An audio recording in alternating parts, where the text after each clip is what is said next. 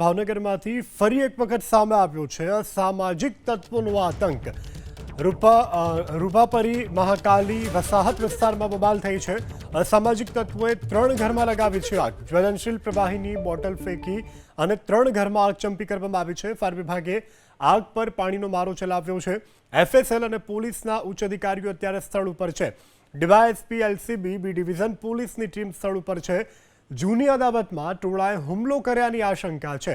હત્યાની ઘટનામાં ફરિયાદી પક્ષ તરફથી હુમલાની માહિતી।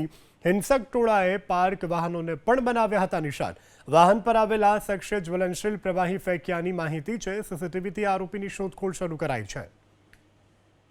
ભાવનગર શહેરના રૂવાપરી મહાકાળી વસાહત આવેલી છે કે જ્યાં 3 મકાનોની અંદર આગ લગાવવામાં આવી છે। આ ઘટનાની અંદર જે ઉપદ્રવીઓ છે તેમના દ્વારા વાહનોને પણ ઝપટમાં લેવામાં આવ્યા છે। તમને સીધા દ્રશ્યો બતાવવા માંગીશ કે જે જગ્યા ઉપર જે મકાનની અંદર આગ લગાવવામાં આવી છે તે ઘરની નજીક જ આ જે રિક્ષા છે તેમને પણ ટાર્ગેટ બનાવવામાં આવી હતી। સમગ્ર જે ઘટના છે તેમનું મૂળ કારણ એવું છે કે આજથી 3 દિવસ પહેલા મારામારીની ઘટના બની હતી, જેમાં ફરિયાદી વિજય વાજા નામનો જે વ્યક્તિ છે કે જેમના દ્વારા બી ડિવિઝન પોલીસ મથકની અંદર ગુનો દાખલ કરવામાં આવ્યો છે। તેના જે બનેવી છે નરસિંહભાઈ જાદવ કે જેમના ઉપર જીવલેણ હુમલો કરવામાં આવ્યો હતો અને આ ઘટનાની અંદર નરસિંહભાઈ જાદવ છે તેમનું મોત થયું છે। એટલે સમગ્ર ઘટના છે તે હત્યામાં પરિણમી હતી અને આ ઘટનાને જે વળતો પ્રહાર એટલે કે બદલો લેવાની ભાવનાથી જે સામે પક્ષ છે એટલે કે ફરિયાદી પક્ષ દ્વારા જે હુમલાની ઘટનાને અંજામ આપવામાં આવ્યો હોય તે પ્રકારે પોલીસ દ્વારા જાણકારી આપવામાં આવી છે। આજે રૂવાપરી વિસ્તાર આવેલો છે કે જ્યાં 3 મકાનોની અંદર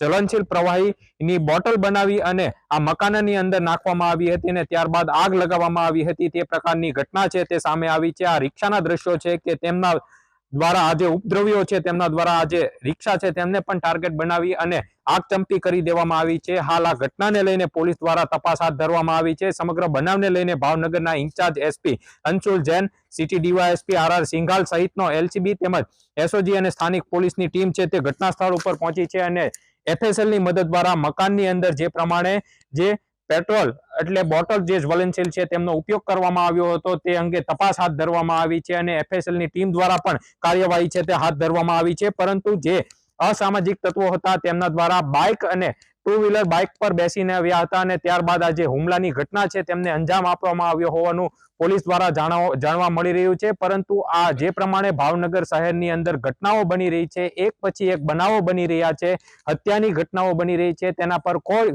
પણ પ્રકારનું નિયંત્રણ છે તે જોવા મળી રહ્યું નથી। દિવસે ને દિવસે આવી ઘટનાઓ છે તે ભાવનગરની અંદર વધી રહી છે। એટલે ચોક્કસથી કહી શકાય કે જે પ્રમાણે ભાવનગર શહેરની અંદર કાયદો અને વ્યવસ્થાની સ્થિતિ કથળી રહી છે તેના પર હવે અંકુશ લાવવો જરૂરી છે, કારણ કે ભાવનગર શહેરમાં આ પ્રકારના બનાવો હવે છાસવારે બની રહ્યા છે।